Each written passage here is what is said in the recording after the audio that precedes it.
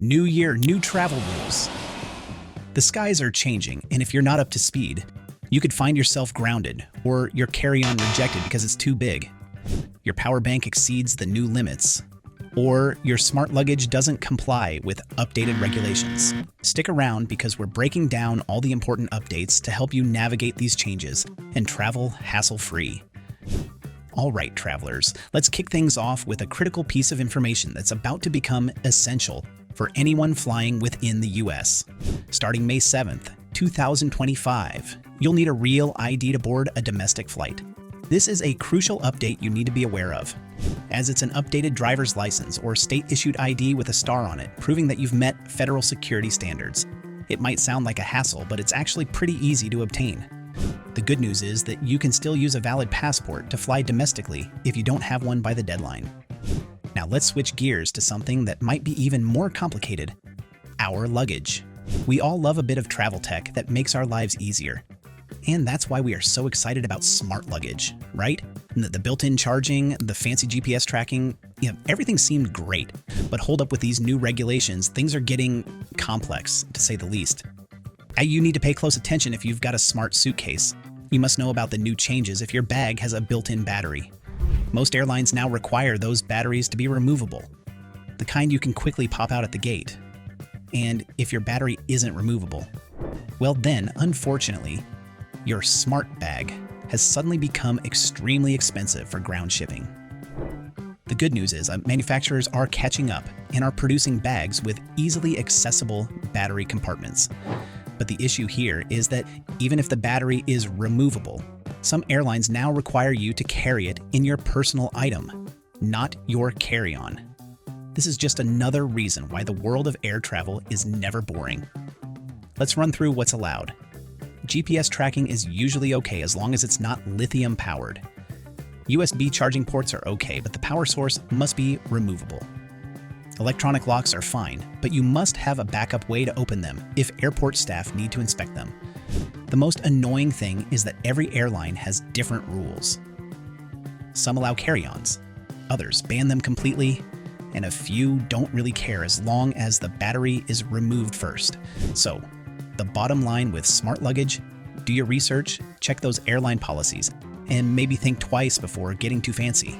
Sometimes, the simplest solution is the best, and often, it will save you a massive headache at the airport.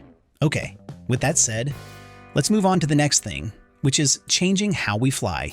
And everyone needs to pay attention to this. I'm talking about electronics. Now, this topic impacts us all because these changes are about to affect how you pack and travel. Those powerful portable chargers or power banks we rely on, well, many of them are about to be banned from carry-ons. Airlines are rolling out these strict limits for wattage on all portable chargers and devices. Power banks under 100 watt-hours. Those are typically fine, between 100 and 160. You'll need airline approval, which will be damn hard to get. And over 160, that's a flat-out big no-no. And don't even think about trying to sneak those through. The scanners now detect battery sizes, and getting caught means a forced surrender and losing your device. This isn't just about power banks, though. Airlines are cracking down on all lithium battery devices. Laptops, tablets, cameras, and drones with lithium batteries should never be charged more than 20% and have them as carry-on. You need to ensure they all turn on during security checks. If they are dead, you won't get them through. Plus, there's also a limit to the number of lithium-powered devices. Most airlines are capping it at 10 to 20 per passenger. Now let's focus on the most significant shift in 2025 that will impact all of us: the new standardized carry-on size rules. Let's clarify the numbers clearly. We're talking 56 times 36 times 23 centimeters, or 22 by 14 by 9 inches. That means that many carry-ons sold in stores today will no longer make the cut and be rejected for boarding. That beloved bag you've been using for years. It will likely be just a tad too big under these new regulations. And it's not like the airlines are just changing the numbers on paper. They're really getting serious about enforcement. They're rolling out these new size checkers at check-in, at the gates too. That little sneaky squeeze you might be accustomed to. Yeah, that's not gonna fly anymore. understanding these new rules and ensuring your carry-on meets the requirements will help you avoid any last-minute stress at the airport. The most positive thing about this rule is that for the first time, a bag compliant on one airline will work on all airlines. No more checking those website size guides or praying you can squeak by with your dimensions. It will be consistent. I know that's some good news, but here's the catch. You might need to buy a new bag. Over 70% are already too big for these new rules. Bags labeled as airline compliant can sometimes be misleading, with just a few centimeters making the difference between smooth boarding and facing an unexpected bag check fee. To steer clear of this hassle, take the time to measure your bag before your trip. It might be worth upgrading to a guaranteed compliant option for peace of mind if it's even slightly over the allowed dimensions. Now, let's tackle the liquid regulations, a perennial challenge for every traveler. In the US, the TSA sticks to the familiar 3101 rule: 3.4 ounces, 100 ml containers, all in one quart-sized, transparent bag. In Europe, they've actually reinstated a similar rule. Since September of 2024, the EU has gone back to the 100 milliliters limit, and it has to fit into a single, transparent, resealable plastic bag of no more than 1 liter. So whether you're in the US or Europe, small liquid containers in clear bags are still the name of the game. This could potentially lead to travel chaos if you are not prepared.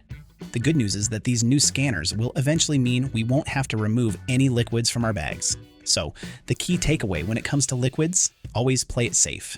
Pack strategically, and remember that the stricter rules are the ones you should follow.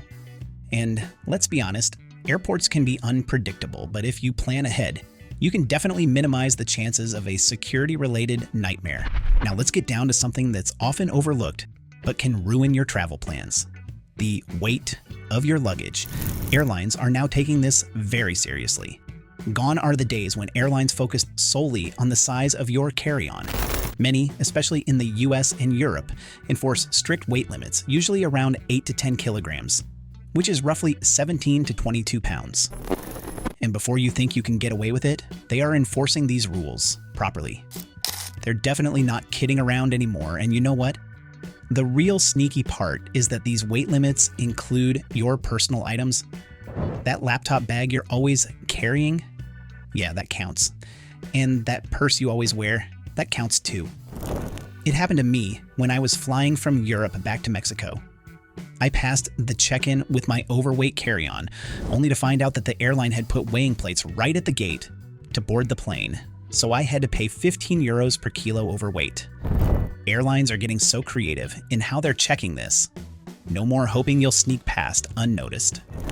And finally, here's a tip that many travelers don't know about.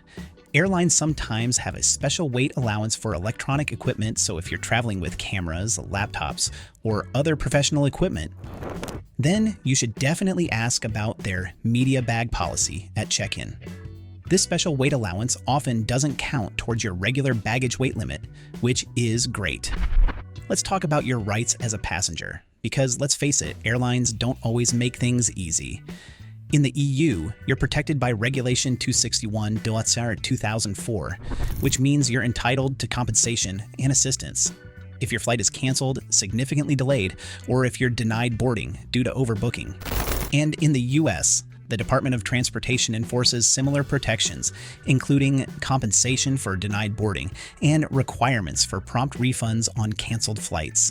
Plus, they're working to make all those pesky ancillary fees more transparent. So whether you're flying in Europe or the US, know your rights. They protect you when airlines fail to meet their obligations. Navigating these new travel rules might seem overwhelming, but you can travel confidently with the correct information. If you found this information helpful and wanted to stay on top of all the changes, turn on the notification bell. We'll keep you in the loop and help you make the most of your travels without all the surprises. Safe travels.